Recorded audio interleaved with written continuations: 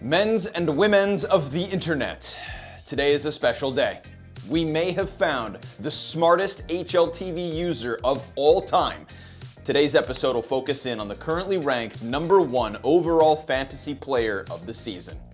Welcome back to Fantasy Focus, powered by 22Bet. So before we get to the good stuff, a quick celebrity leaderboard update. Maniac. He took a chance on Cloud9 at Gamers 8 and has officially lost his lead. That mistake opened the door for a new leader to take over, while at the same time becoming our very first member of the 1%ers Club. Ladies and gentlemen, Prof.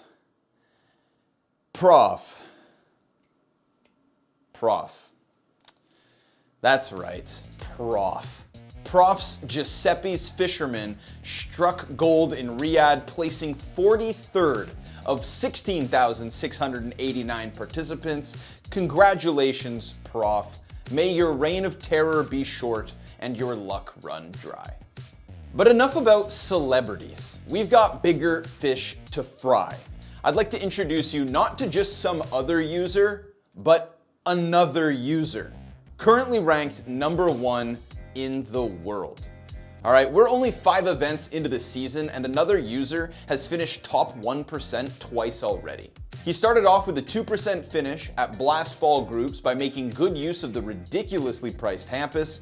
His formula tapped into FaZe's early success off the back of the player break with the Twists Brokey duo and combined it with the group stage heroes of Cadian and Shush. But it was then, after Blast, that the magic truly happened. Back-to-back top 1% placements for the first 2 stages of IEM Cologne. How, you ask? Buddy nailed the play-in predictions by going heavy in on Mouse, notably Torzy and Frozen with their 1.54 and 1.4 ratings respectively. You add Roy to this draft and you've got yourself 3 of the 4 highest rated players of the play-in. These 3 players alone were enough to carry his team, even despite the Furia picks, because the Brazilians never qualified for the main events, and even that didn't hold him back. When the group stage started, Maus were left behind and another user went in on G2. Again, drafting the highest rated player of that stage of the event, but this time with Monacy, and Hooksy for affordability. Another double heroic selection of Shush and Cadian, just like back at Blast, and a twist of Ents with Nerds. Voila, just like that, back-to-back top 1% finishes. However, by banking on a Vitality G2 Grand Finals in Cologne, Ents actually took another user down a peg. But luckily, he had protocols in place with the Sunpius pick.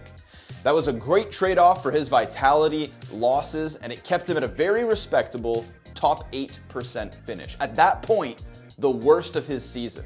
But it was Gamers 8, the most recent event, where another user had his poorest performance yet. A horrendous 10% finish. I'm telling ya, this guy doesn't miss.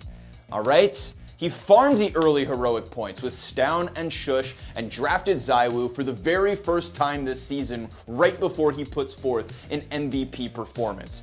Kerrigan hurt him a little bit with poor performing roles, that definitely didn't help, and all in all, it was another solid draft and enough points to remain #1 in the world. Congratulations, another user. Today is your day. A little spotlight shined on you, good sir. Best of luck, because now everybody's gunning for you. With a legendary start to the season underway, we have to focus at what comes next. Around the corner, we have 4 weeks of ESL Pro League capped off by the Pro League playoffs. Now the format for these group stages is very important to remember, so I'm gonna reiterate 2 important points because padding is everything when it comes to the ESL Pro League. Teams that reach the upper bracket final get padding points for 3 rounds. Lower bracket semifinals, 6th, 7th decider, and the 4th place decider match. And on top of that, the winner of the lower bracket gets padding points for 2 rounds, the 6th, 7th place decider, and the 4th place decider. So what I'm telling you is you want to be drafting players from those 3 teams, either the top upper bracket, or the winner of the lower bracket. Those right there, that's the sweet spot, that's the money when it comes to ESL Pro League. And we're gonna get multiple formats just like this, back to back to back to back, so make sure you get it down packed quick. As far as the first group of Pro League goes and big ballers are considered, I've got 3 names on the tip of my tongue. ZywOo, obvious. Device, arguably the second best pick here. And then number 3, I'm saying Spinks. Basically anybody on Vitality can be considered a big baller at this point, but I think Spinks is at a nice price point with very few off maps as well. I would take him over Flamesy personally, that's what I'm saying.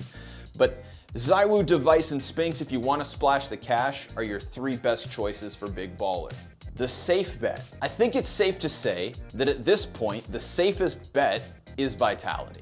Yes, maybe they get upset by Astralis as they try to make it through this group flawlessly. I do think that Device versus ZywOo could give us an incredible game, but it just feels like the Vitality formula of Apex plus question mark, insert your choice here. That seems to be the safest bet I can kind of conjure up in this otherwise, I would say, muddied group. Some of the price points this week will make things difficult in terms of safe bets, but I think putting Vitality forward here just makes sense. And then last but not least, it's the eco pick. Who's saving you cash on the battlefield today? Well, Apex again. I'm talking Vitality all day long, and I think Apex is just the most obvious decision, but even Apex is getting up there for what you get from him. Other considerations? Fallen. I think Fallen is reasonably priced at $196,000 for somebody who's been putting a strong foot forward for Furia, and this is a Furia that's starting to show marked improvement. Definitely putting a dent in Navi back at Gamers 8 and having some decent online results since then as well. So give Fallen a little consideration, and remember that the underside of Group A is pretty open for the taking. And then lastly, I'll say Mopaz. Okay, hold on. Mopaz, because I think that as a LAN player, Mopaz actually shows a stark improvement based on his online performances.